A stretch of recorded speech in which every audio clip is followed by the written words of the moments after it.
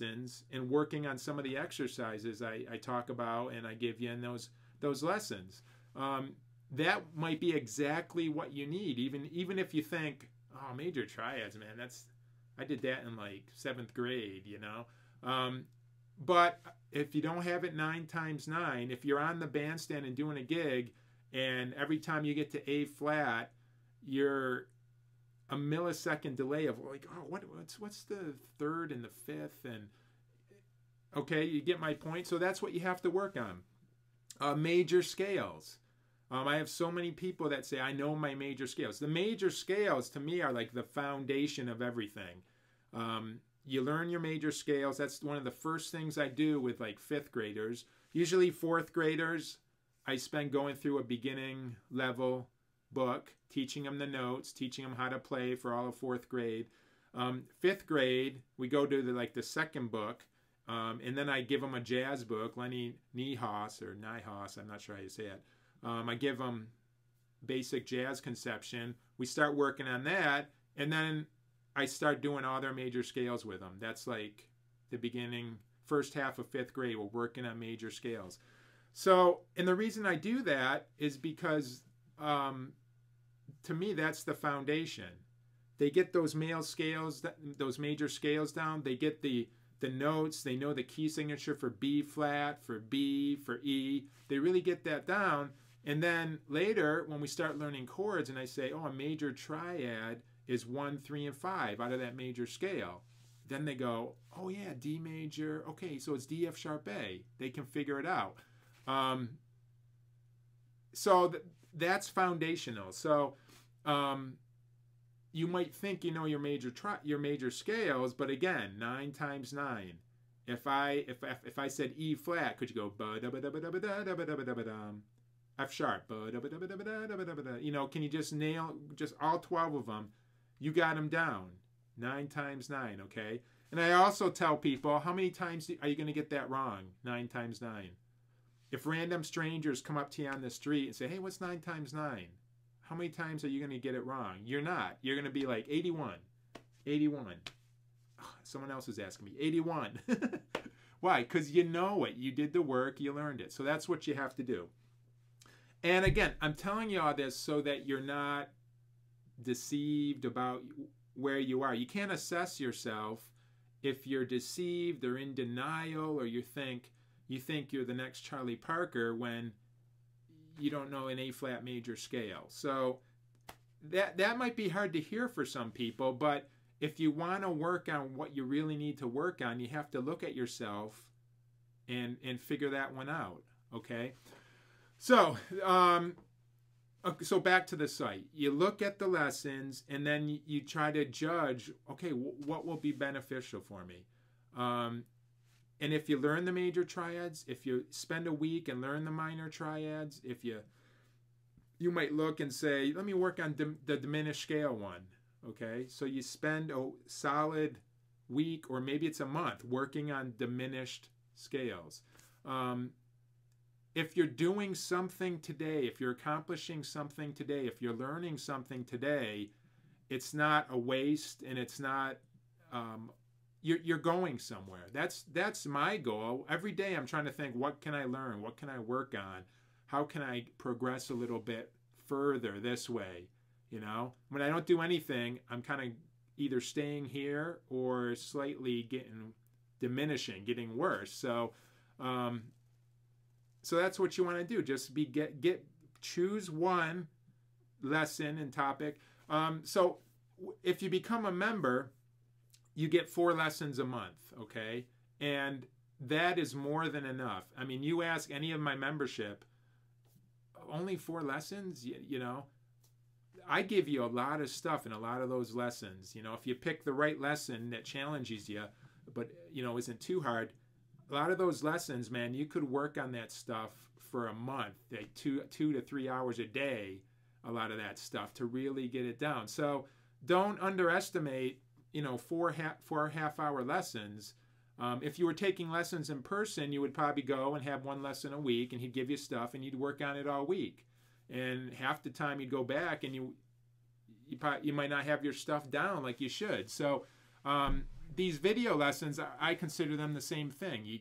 You get one and you stick on it, you stay on it and work on it. And then I get the question a lot of times, when do I move on? When do I go to the next level? How do I know when to do that? Well, you got to be honest with yourself.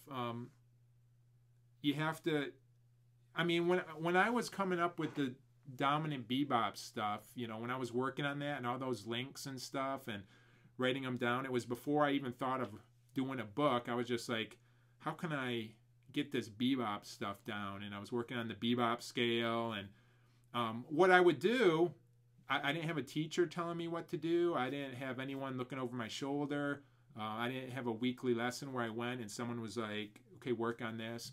What I did is said, okay, I'm going to work on the Bebop Scale. I'm going to get this thing down. I'm like, I've never really mastered this or got it down. I'm just going to hyper focus on this for, oops, sorry, my screensaver went on. I'm just going to hyper focus on this for as long as it takes. And I think I did 4 to 6 months on it. But what I would do is I had a piece of paper. I would have all 12 keys on the side, and I would take notes, and I'd write, okay, let me start with the G bebop scale. And I'd start on, I'd put on a play along, start on G, play it, start on B, start on D, get the scale really down, over and over and over again for hours until I'd even have to think about it, until it was 9 times 9, if you get what I'm saying. So when I could do that, when I got that down, then I would say, okay, let me work on the D now. I would just choose another one. And was it the right order? Was I going in the right order of keys? Was I doing it the right way? I don't know, but I was making progress every day.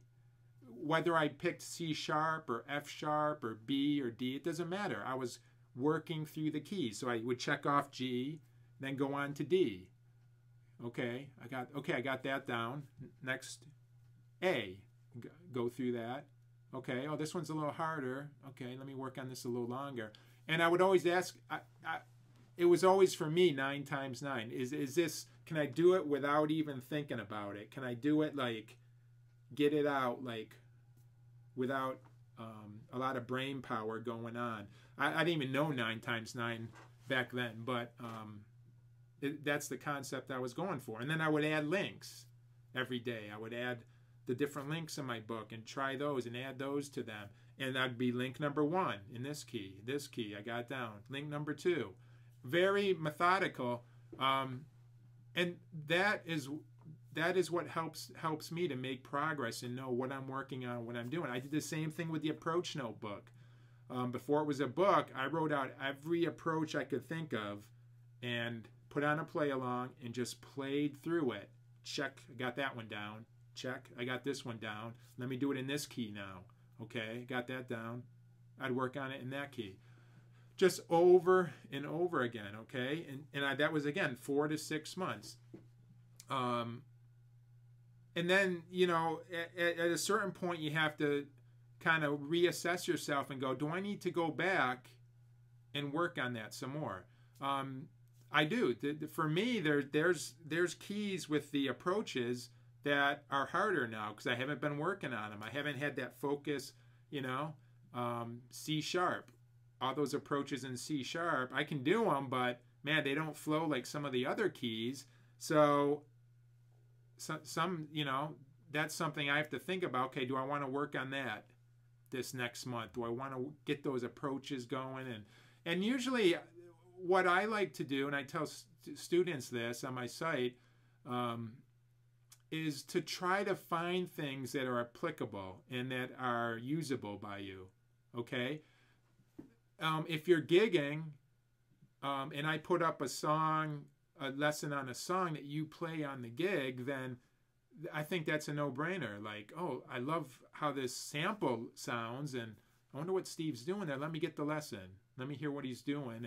And then you can go to the gig on Friday or Saturday or whatever it is, and you can see if you can use some of that stuff on the gig. If all you do is play in blues bands and you look at some of my blues books and some of my blues lessons and see what kind of stuff can I take from that those blues lessons and apply to my gigging situation. You might be in a blues band and want to branch out and start doing some jazz gigs. So you might say, okay, I got the blues thing down. Let me get some of these other lessons. And the great thing about how my site is structured and everything is that when you get the 4 lessons, when you download them, they're yours. They're yours forever. So make sure you back them up. I will say that, because you don't want to lose them.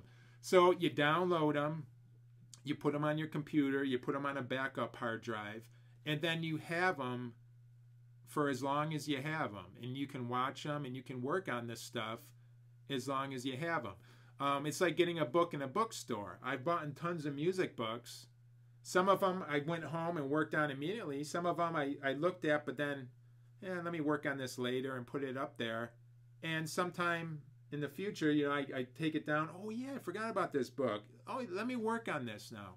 So you can do that with my lessons. You can keep them and then come back to them at a future date. So if you get one that's too hard for you, that's okay. You can just say, well, let me put this over here, and I'll make a folder that says lessons that are too hard for me, and I'll come back to that in a year or 2 or whatever.